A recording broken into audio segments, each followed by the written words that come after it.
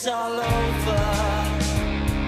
You miss the life, you miss the moment. Looking back, I can see the hindsight. It's 2020 falling down the rabbit hole of memories. What felt dark at the time, I see now in another light. I know how I remember days like these.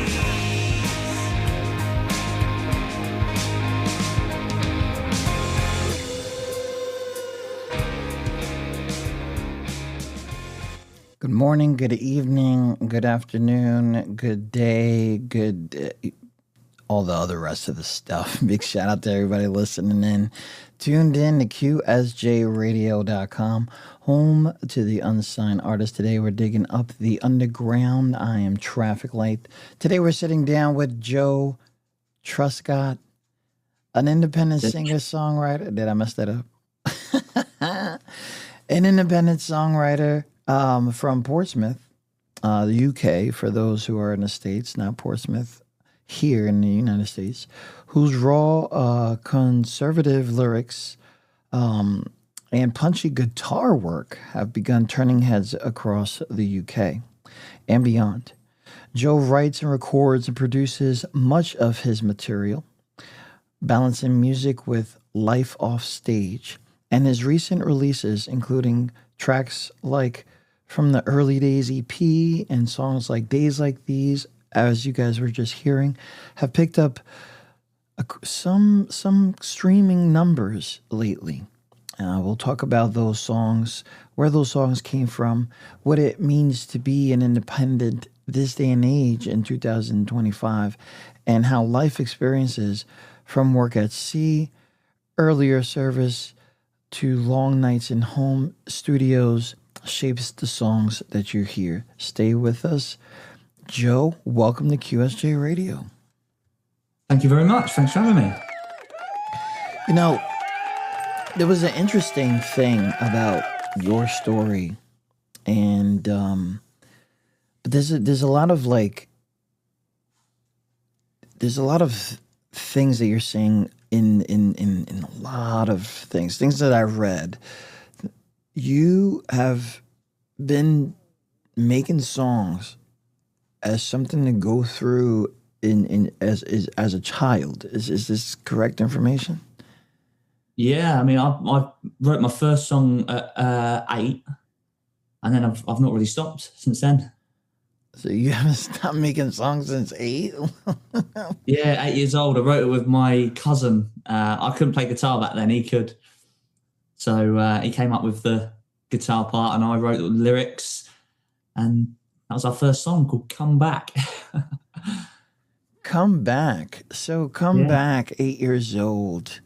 Is this a specific thing, a friend, or like... I mean, I don't really know where it comes from. How can an 8-year-old write a love song? Because but I don't know. Really, it just appeared. I mean, it's like Noel Gallagher says, like, the songs are already there. You just pick them out, and you just pick them out the sky, and then they're a thing all of a sudden, just from nothing. Yeah. But yeah, I don't know where that came from. 8 years old. I'm trying to figure out, like, that early is very private songwriting, because it's not like showing off, right? How did that evolve into something like a very deliberate DIY approach that you have now? Because you do the instrument thing, and you could easily just grab a song somebody has out, right, and just say, "Yeah, I'll do that." But now it's more of a you're doing this. You want. I've found that the more that I was writing, the more it was sort of, like some people journal, some people, they do different things to deal with what's going on in their lives and stuff like that. And for me, I've always found that I'm not very good at expressing myself with words, like through conversation. But if I write something down, then I can get it out, which is why if I sit there and write a song, then it just helps me with everything, really. Wow. So something that you did with your cousin when you were little kids, obviously going through stages of different emotions, help you. That's So Yeah. you've been compared to, and I was hearing this, and I was hearing it with the reverbs and delays in the songs, across. You're probably tired of hearing this, but a cross between Arctic Monkeys and Jake Bugg. Like, how do you respond to those comparisons? Because I don't, as sometimes we don't like to be compared to, right? It feels offensive a little bit. I don't know. How do you feel like? Well, I don't take any offense to it at all. I think they're both amazing artists, so I love it. I saw Jake Bugg a few weeks back. He was playing in Portsmouth. Okay. And he's one of the artists that I sort of grew up listening to. So it's one of the moments where you go, oh wow, he's actually real. Do you know what I mean? Yeah. Oh wow. And I like it. Arctic Monkeys are very similar to one of my favourite artists at the moment. You've got I don't know if you've heard of them over there, but there's a band called the Raytons. Okay. They're very Arctic Monkeys. I think a lot of the music I'm writing now is sort of going down that sort of route of the high energy guitars and the whole energy to the song. Yeah, like bring you somewhere else instead of like bringing a catchy, situation. From what I've noticed in these songs, which shout out to Jake Bugg and the specific artist that you've been compared to, but what artists have really shaped the way you write? Because there's a difference when you're writing, and then there's a difference when you're hearing a song and you're like, oh, I could write something like that.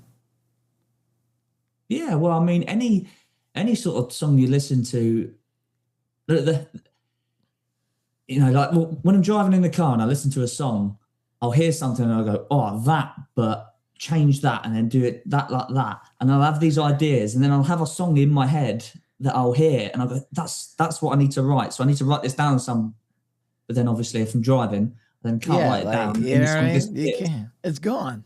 It's the amount of songs I've lost, honestly. The driving creative, people don't understand that there is like, especially if you're by yourself, right? Mm-hmm. You get into like the zone, the surroundings, absolutely. And running as well. I do it while I'm running. Oh, running. What? I constantly stop and go, oh, right, let me just write that down.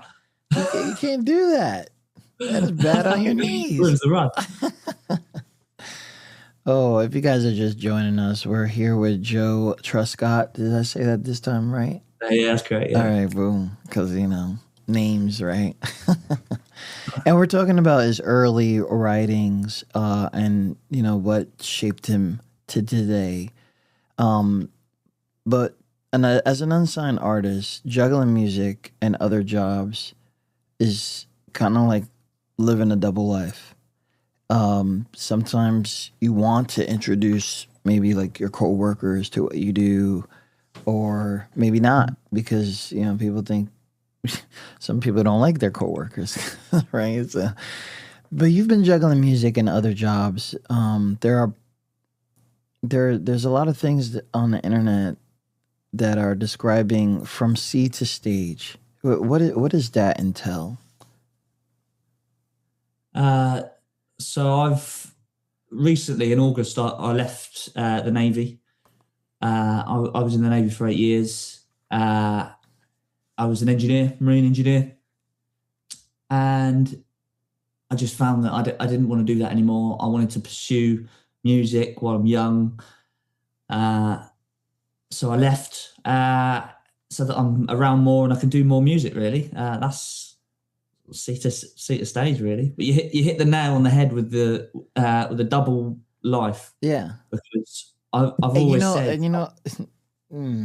go ahead. I've always said being in the military, you've got to be sort of schizophrenic, where you've got your away life and you're this person and this is what you're doing and you've got to get the job done. And then you come back and you've then got to switch into, oh, this is home Joe now. Yeah. You know, so it's good to be able to just live one life and incorporate as much music as I can into that. So I'm going to say this. Thank you for your service. I'm not sure if the UK is like that, but for us, we're kind of early with that, okay? Because there is times where I love that. States is funny. I'm also a sailor, okay? And shout out to the engineers, because you guys are crazy. You guys are always like, I don't know what you did in there, but either you're fixing something that somebody broke or getting the ship to go, and sometimes don't see daylight. So shout out to that. And but I also want you to understand, even though you left that community, you are that community. You know what I mean? I just want to get that in the head, because it does get lonely, and I'm sure that you know that now. Where I think it's like there's nobody here. There's nobody that could relate to the almost decade life that I just had, right? And but I want to take this. This is what I chose. This is something that I did, but just rock with it. Keep in contact with whoever. And you already know the vibes. I'm sure you probably already know. And thanks. And definitely hit me up too, because I want to know some UK Royal Navy shit. Like, I want to know. But anyways, back to this stuff. I totally get it when you feel like you have to have this double life, because no one's going to care, especially when you're in the military, about this music. Until you're like at sea for some reason. You'll have these talent shows. You'll bring your guitar, which hopefully that's how open they were over there, because music usually heals people when you're out to sea. But these experiences can also change your relationship with music. Where is it worth doing this for this? Because what you did was bigger than you, and now you're doing something else which is part of you but is also bigger than you. So how do these experiences change your relationship with music, with maybe like lyrical and content? Because for those who don't know, people in the military have like this tunnel vision of what's really going on in life, and then you come back and you have to play catch up. So the way that we love is different than the way you guys love, because you think it's going to be there tomorrow, and we don't. You know what I mean? Like we need it now. I know what you mean. Like when you're away, there's like a sense of purpose. You're out there and you're doing something, and then you come back and it's like, well, now what? Yeah. What the hell did I do that for? Yeah. Like, if you're away and there's a time stop. It feels like there's a time stop. I don't know. Maybe. Yeah. No, I do know what you mean. It is a bit of a strange one, but no, we did do music while I was on ship. When I was a lad, we had a ship's band. Oh, nice. My captain was actually my guitarist. Stop. Yeah. Yo. Yeah. It was amazing. Yeah, it was really good. We were anchored. Where were we? We were anchored somewhere. It was somewhere in the Med, and obviously a beautiful day. We'd had a flight deck barbecue, and then in the hangar we all set up all our kit, and then played to everyone, because obviously we were at anchor. No one can go ashore, and we had some a couple of good nights like that. Let me briefly describe this to those who don't know, because we're talking military and we're zoning out. So basically the ship was anchored somewhere. So they basically in the water. In the Med is very calm waters. And they were having a barbecue on the flight deck. Basically the flat part of the ship, right? And that usually kind of brings camaraderie depending of what's going on. And on the hangar bay, which is inside the skin of the ship,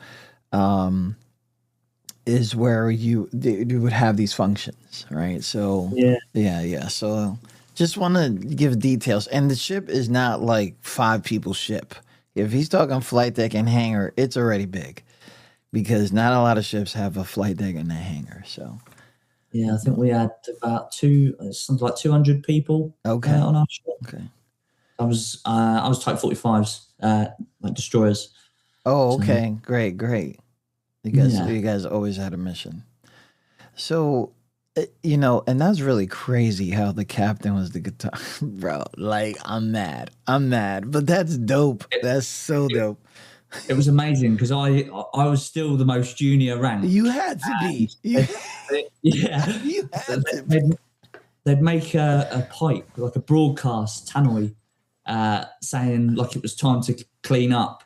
And the captain would phone down and say, E.T. Truscott is with me. He doesn't need to clean up. He's practicing. Wow. So I was like, Stop. Oh, my God. That was great. That's dope. On early days, singles like Days Like These, you move between intimacy and like punchy and then live energy. Like, these are different waves of things. Can you walk me through what this EP early days, these choices, and what?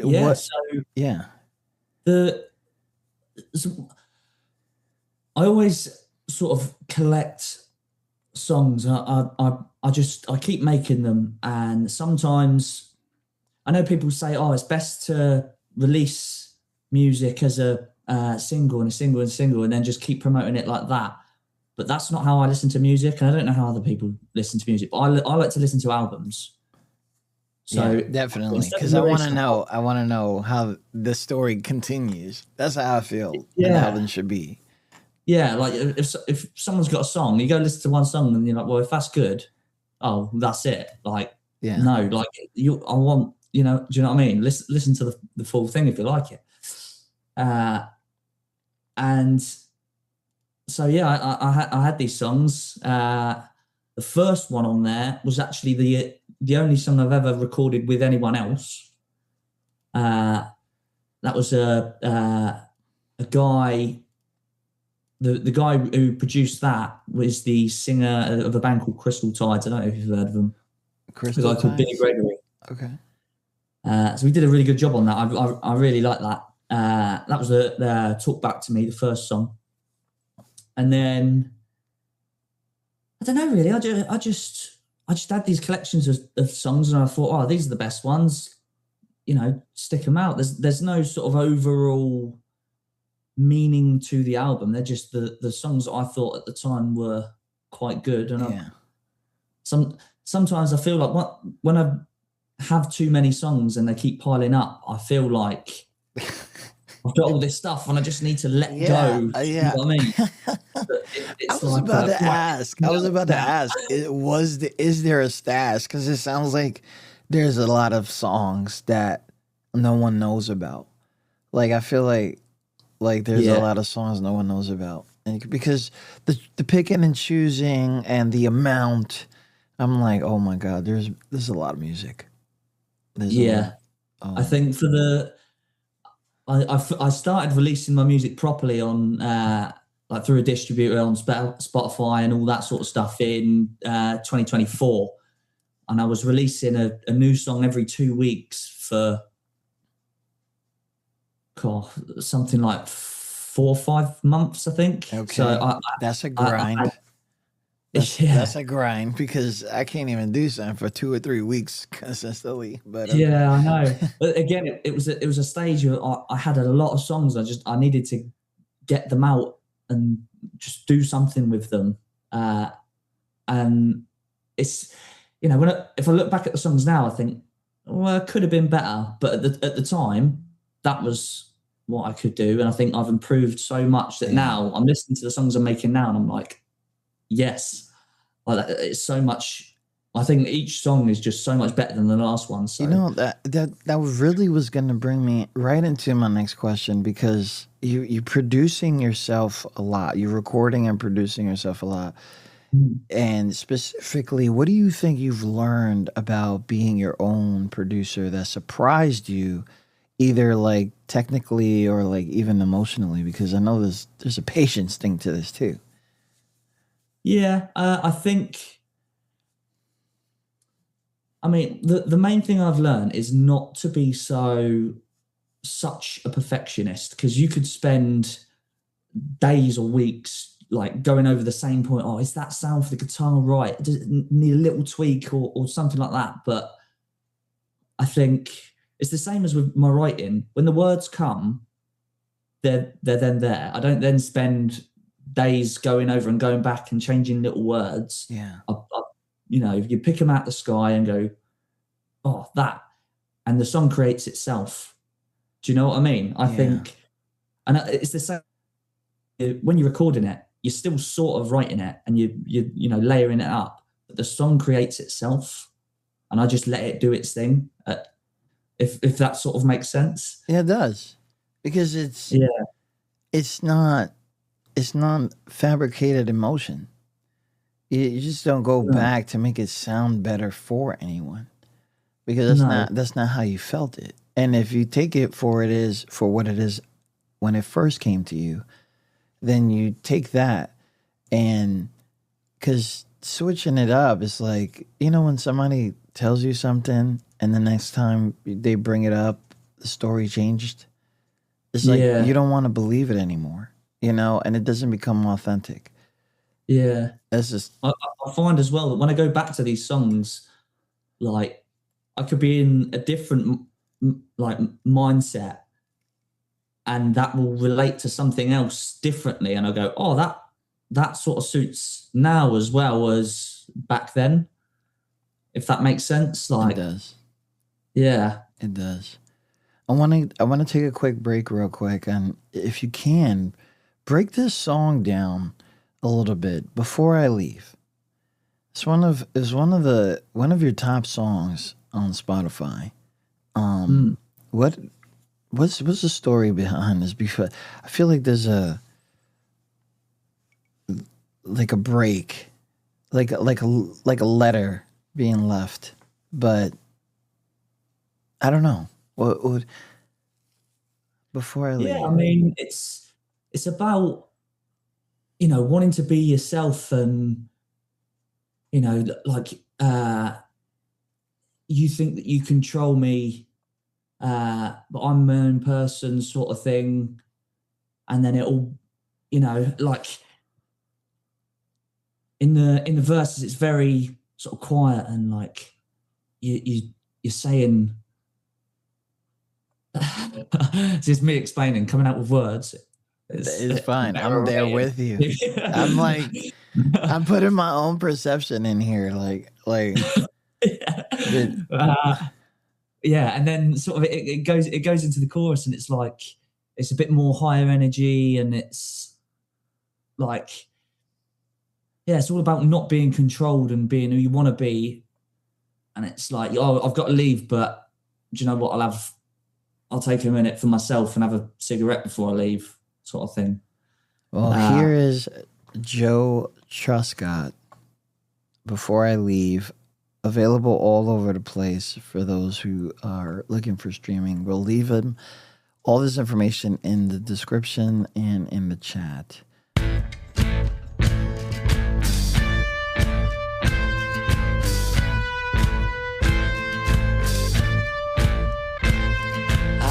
My life how I want to. There's things that I was told not to do. I think that I've forgotten, cause I had to.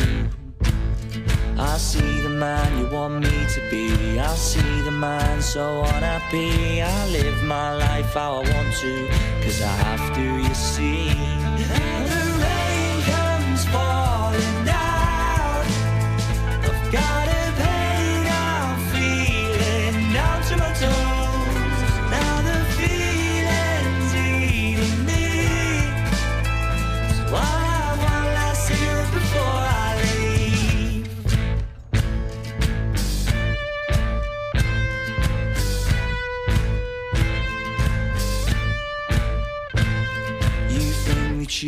control me.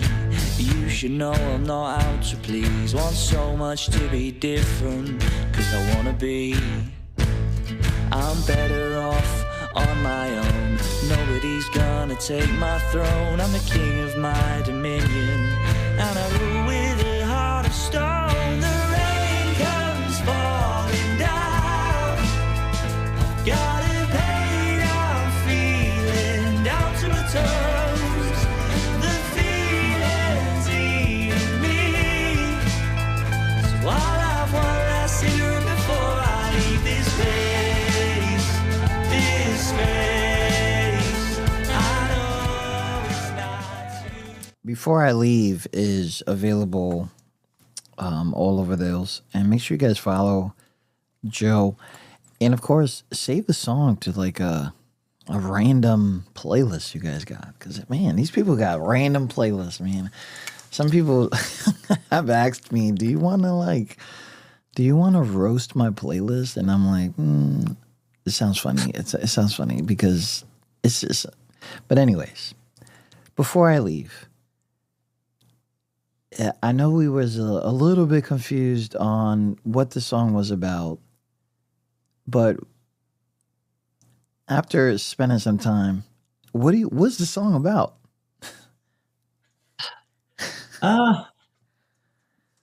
It's one of them, like as I write it, I've got it and then it's done, and then I won't think about it. And then when I come to explain something, I won't be able to put words to it unless it's right in front of me. If I picked up a guitar and played it, I'd know all the words. But if I think about it now, I don't know. I think it's exactly what you said. And not what the song is about. I think it's exactly what you said earlier, where these things have to get released. And they're chapters that either you have forgiven or don't want to forget, but they're gone. They're good. They're fine now that they're out in the world. And instead of me just dwelling on it and never releasing it, because I think that's something that says something about you too, because this whole DIY ethic, this do-it-yourself kind of thing, it's cool to have songs and you just stay in a room, you got the microphone in the background. For those who don't see, or who are not watching, you just tell, like right after this, he's gonna have another hit single, right? We could just tell. But yeah, I'm gonna start recording like straight away. There's also another DIY thing that I've noticed that, believe it or not, I've come across a lot of artists, years and years. I would think that you would have a team behind you, okay? Mm-hmm. Because of the promotion, because you're not just not doing shows, you're actually doing things. You're running social media channels. Yeah. And I'm sitting here like, those are headaches. Those things are headaches. You don't know what the right hashtag to use, the right wording. Are you following their terms of service?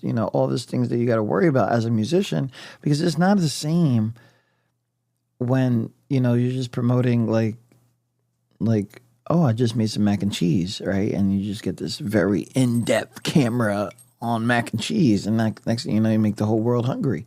But how do you balance that? Because you need to promote, you need to book shows, you need to do social media channels, but you also need to make music, which is a whole different reason for the being. It's hard work. It is hard work. Sometimes a lot of artists feel like they're just full-time content creators, because it's just constantly, you've got to make something new, put it out, and you make more content than you do music. But I find that I batch create so that it's all there and it's all waiting. Then I'll schedule it all in advance, and then I haven't got to worry about it for a few days. And then I can then revisit that every couple of weeks or so. And that sort of takes the pressure off a little bit. Bro, I don't even know. I don't know how people do it. Like, it is hard work. because sometimes it feels like, okay, I did enough for what I think I can provide, right? It's just like, that's all I got. I think that the disheartening thing for most people as well is that everyone talks about this like 200 view jail thing, where obviously your content will only get pushed out to as many people as the algorithm will let it. But at the end of the day, if you had 200 people in a room listening to music, you'd be more than happy. That's a lot. So That's a exactly, lot. it is a lot. And if every video that I put out only goes to 200 people, that's 200 people a day listening to my music. I'm happy with that. So it's just being consistent and trying to post every day. Boring people's heads off with not with the same. 100%. This is the good thing about myself, because I've got so much music. I can post different songs, and I haven't got to keep doing the same one and the same one and the same one. Because there are some people that I follow on TikTok, and it's always the same song. It's always the same one, and they're doing really good. Yeah, and I appreciate it. And it might get in your head for a bit, which is all well and good, but then you're like, I've heard this song a million times. Like how many times are you gonna tell me? Look, not for nothing. There's some artists I listen to, and I'm sure you do too, where they'll say like, I'm the only artist out that will, answer everybody's comments, right, or something like that in the caption, and I'm like, bro, you got 7 million listeners on so and so. There's no way that you're still doing this rookie thing, right? Which then starts getting annoying, where it's like, I love your music, I love your content, but now you're starting to like take advantage of us. Where people like day one people are kind of like, nah, that's not real. I feel like that because sometimes I don't know. It's just, I know that they have to play the algorithm game, and I know that we all have to anyway, but it just seems to be also like, okay, this worked before. And so sometimes I'll just look at the date that this was posted and just be like, bro, you did that like last year. There's just, and you're doing really good. There's just no way that you still have this underground life. You're known all over the place, especially those who are successful in the algorithm.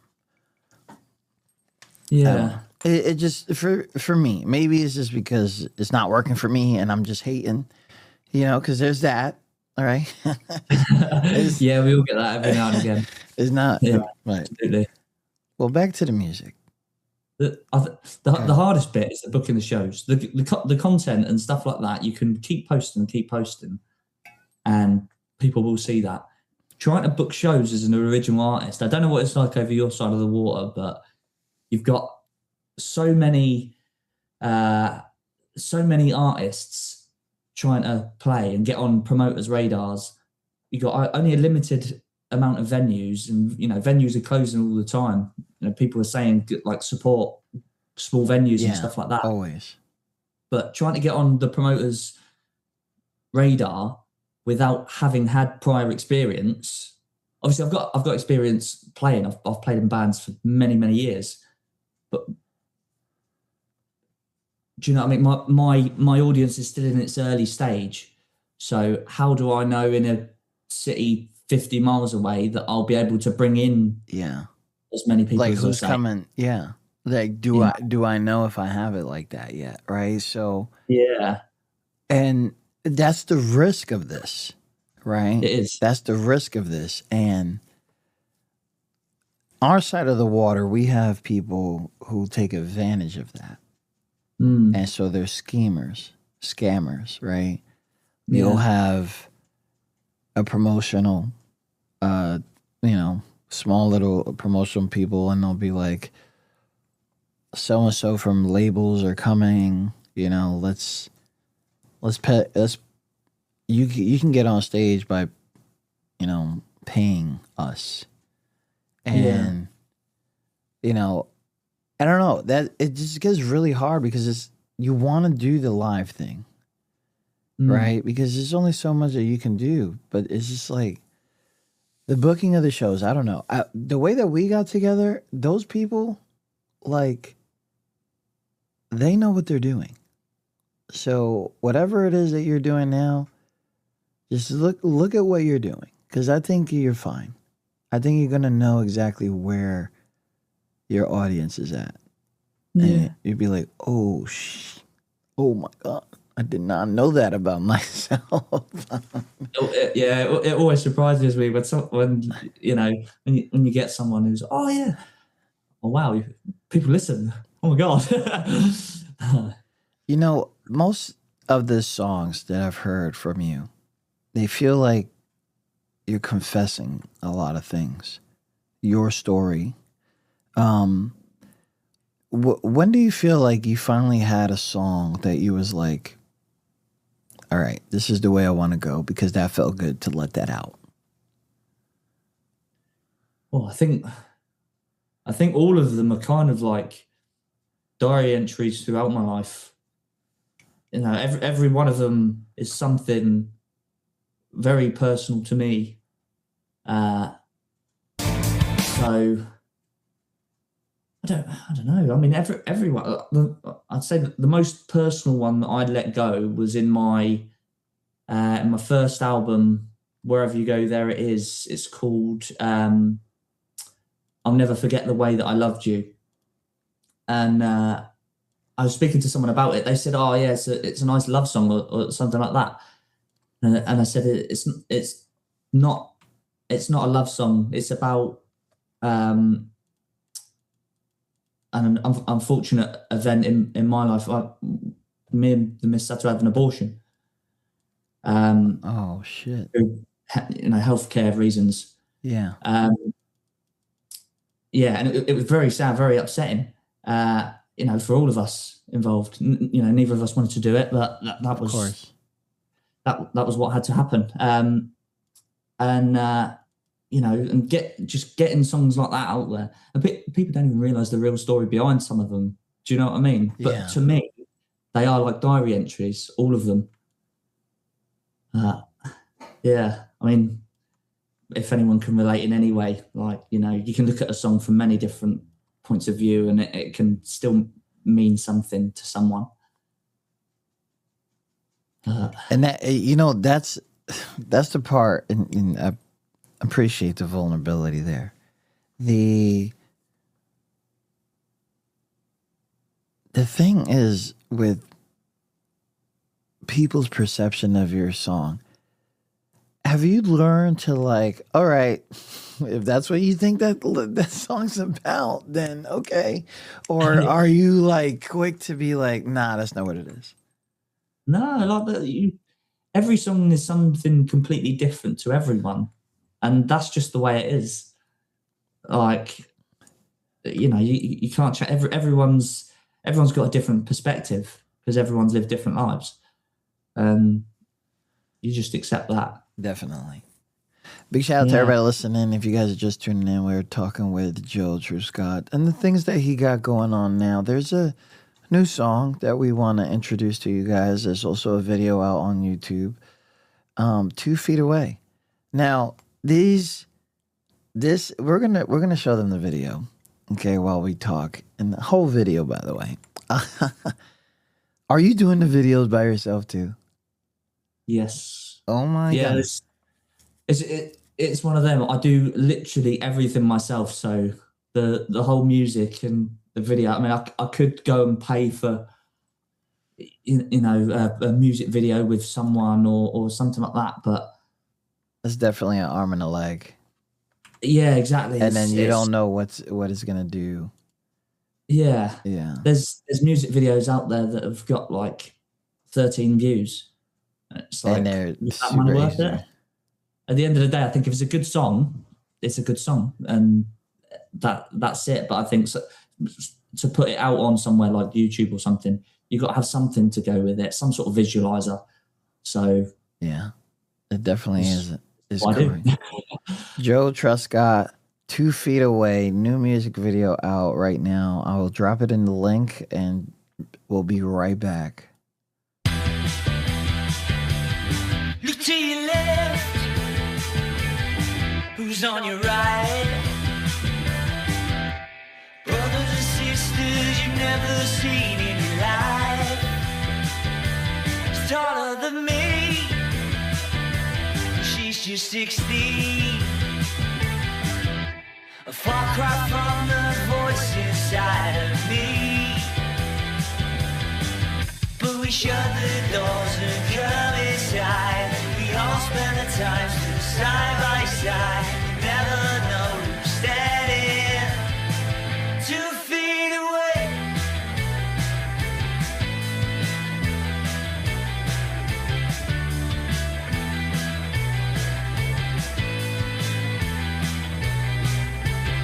I got a reason to put on a smile.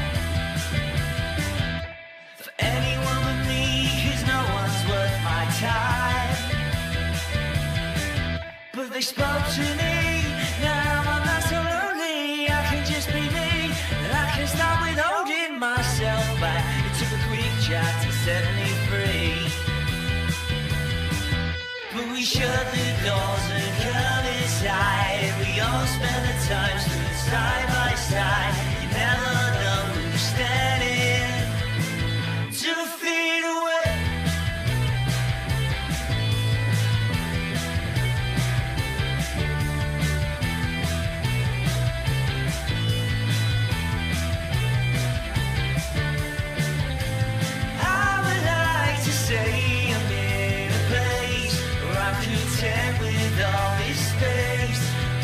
Just can't help but wonder. You never know who's standing 2 feet away.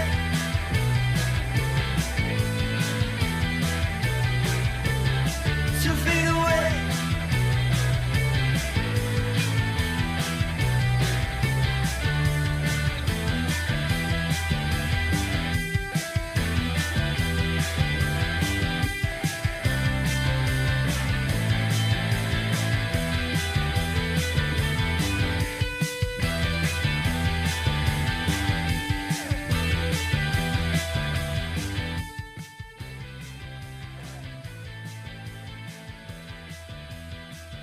Two Feet Away. Congratulations on that release right there. Thank you. What is that song about? No, let me stop. I can't actually explain this one. You can't because it's so new, right? Yeah. Yeah, it's fresh. It's fresh. What is 2 Feet Away about? 2 Feet Away is about community. So it's when you go to a gig, everyone is there for the same reason. Everyone is there to see that band on the stage or artist on the stage or whatever. But you have no idea who anyone else is. And it's all about just trying to fire up a conversation with someone because you've obviously got something in common with them, you know, and it's just about getting people to talk to each other because I don't feel like people talk to each other enough sometimes, depending on the person. Some people need to talk a little less, I think. Yeah, like me. No, for real. I get that a lot. But some people do need to shut the F up. Oh my gosh. It's just no way. It's just no way. But since we're talking about things like that, you've chosen to stay very DIY with your music so far. Mm. What does that independence give you creatively? And what made you what made that the right path for you at this stage? I think it's just control over how the music sounds. I do enjoy. I know it's good to work with other artists and stuff like that. I've got a few planned in, and I record for other people as well. So I've sort of done their sort of stuff, working with them. But yeah, I've always been very like my songs and my paintings. If you're doing a painting, you wouldn't say to someone, "Oh, can you come and paint on my painting for me?" Because take it's an over. expression of you. Yeah. It's kind of like that. And I think the more I do it, the more I improve. So if I just keep doing it, then at some point it will get to a better stage. I mean, I'm always happy to work with other artists and stuff like that. I mean, you have not proven that. That's just you have not proven that at all. And you got the talent, Joe. Okay, it's there. No one's gonna take it away from you. Yeah. If anybody tries to adjust it, it's whatever. But we know, and I say this as when we got put in situations away from home and had to deal with and work with people we liked, loved, disliked, wished they were still around, we knew that collaboration made us better people. Mm. What can that do for you in your music is probably going to be amazing. Now, you don't have to do a collab every week. Let's not do that. Okay. But my suggestion would be, and they don't have to even be in the song. They don't even need to be in the song. They could just be there and see. They might have tricks up their sleeves. Because I don't know how long it takes for you to make a song. You probably found the vocals that you want. And so you already have a preset. And you're like, this is working. So I'm just going to keep that preset. But I think that I don't know. Try a song with the misses. You never know. You know what I'm saying? You never know. Like the dog involved as well. That'd probably be an argument, but you know what I mean? No, I have got a few in the works. I've got a song which is going to be a bit of a duet. I'm trying to find the right artist for it. I did have someone in mind, but a duet sounds really good with the type of music you do too. That sounds. Yeah, I think it does sound pretty good. I think so. So far, I can't wait for that. Well, don't wait too long.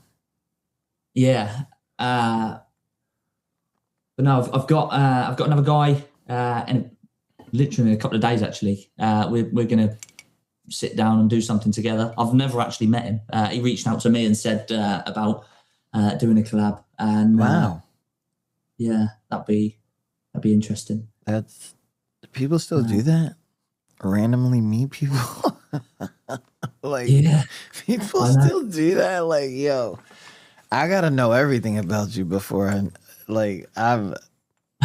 gotta know your family history. I gotta know everything. Like, it is crazy out there now, for me at least. Yeah. No, I suppose I'm a trusting person. We'll see what happens. Well, let's do something here. We talked a lot about there's a lot of struggles as an independent artist, especially most of the tools that we have or that you guys have are free. But then it becomes something else. How do you keep that up, right? You've written a lot about your life online. What roles of writing essays outside of music? What does that do for you? I know you're a writer. You said it in the beginning lines. I rather write to explain myself than talk about it. And we've noticed that in the interview. Not saying that you did bad. Don't. It's like no, it's just the way I'm wired. Like I can't. I think I'm a bit slow. That's probably what it is. Do you know what I mean? Because the thoughts just don't come to mind. And then after this conversation, I guarantee you it'll be about 10 minutes and I'll go, oh, I should have said that. But don't worry. We'll take you back. Don't worry. We could do a part 2. That's the life I live. That's they're the cards I'm dealt. So yeah. So, and I want to congratulate you because a lot of your songs have been showing up on playlist, and those are big moments for songs, especially in this day, right? Where you have your platform, but then somebody is inviting your music to theirs, which is amazing stuff. You've been on Medium, which is a very big outlet for artists, and a lot of regular news comes out of Medium. Yeah. Looking ahead, if everything aligned tomorrow, let's say label support, time, the budget, what would your next record look like and feel like?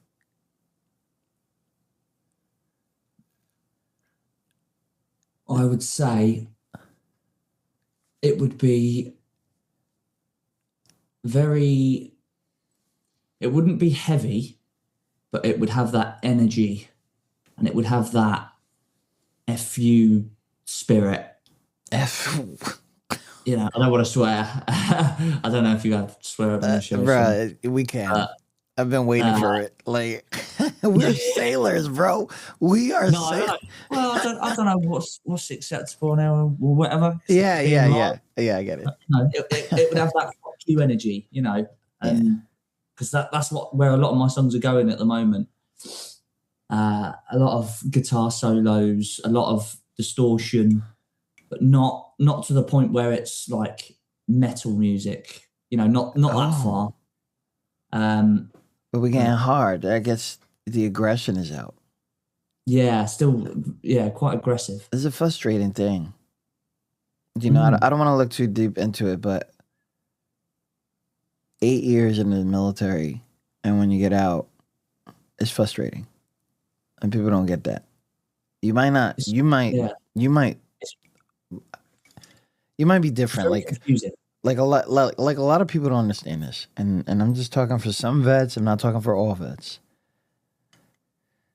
You got this life that you just get used to. Some of it you don't. Some of it you don't like. 85% of the time you don't like it.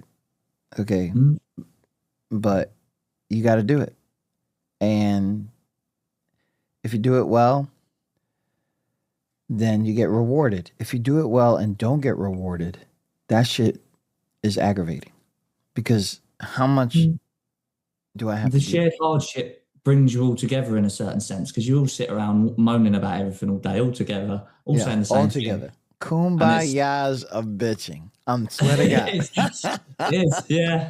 We call it a drip sesh. Oh, that's dope. I need to write that down. So I totally understand that right now it's a whole different feeling. It's only been one season, you know, and I know that you're gonna get through this. You know what? My advice, just old vet talking to you. Just keep busy. Do what it is that you love. And you already have this connection with your missus that no one else has. So keep that shit strong. You know what I mean? Absolutely. And that's all. Because everything else is just, it's your story anyway. And you've been doing it. There's no reason to change it. It's working. Yeah, man. You know? It's lovely. It's definitely lovely. I'll keep putting pen to paper and forgetting the reasons your songs inside, getting it out, and then forget about it in 2 days. You good? Yeah, forget about it. See what happens. You know, I just love doing it. That's great. That's the great part, and it sounds amazing. It doesn't sound like there's a rookie doing this, you know, and that's the best part of this. It's easy listening stuff. You want to know more. You, like me personally, doing a whole bunch of the research and things like that. I do have this one question before we let you go, right? What do you hope as a listener that, like somebody who's listening now, I got new listeners listening now. what do you want them to take away from you currently? Like, what feeling or thought should linger after a song ends of yours? What do you want them to take away? I think a lot of my songs have a sort of motivational element to them. Like if you listen to In the Fight sort of thing, it's, I just want people to be happy. That's all I want. And if my music can inspire or change someone's mindset, just be happy and do what you want to do, because that's all I'm doing. I'm just following what I want to do, and I'm doing it. And it's as simple as that. And I hope other people do the same thing. And I hope that shit works out, because, bro.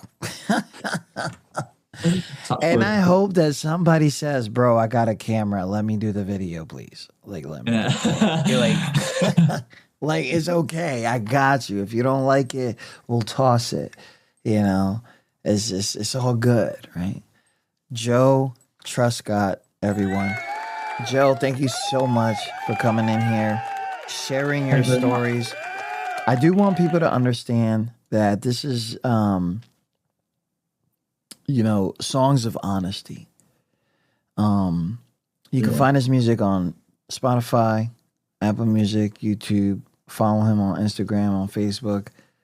Links will be on our show page. If you'd enjoyed this conversation, subscribe to us. Make sure you guys listen to Digging Up the Underground. And just so you guys know specifically, Joe Truscott, Joe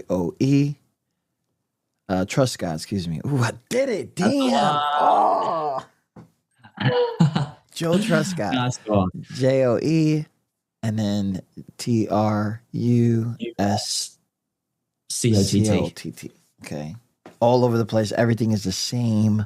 So you don't got to find I am Joe Truscott. You don't have to find like believe in Truscott. Like, you don't, everybody with these really crazy usernames. But yeah, just you guys do that, man. And follow the official YouTube page, because this dude is DIYing everything, and it seems to be working. So, Joe, thank you so much. Pleasure. Thanks for having me. Thank you, and we'll talk soon. Cheers, man. I think that I've forgotten, because I had to. I see the man you want me to be. I see the man so unhappy. I live my life how I want to, because I have to, you see.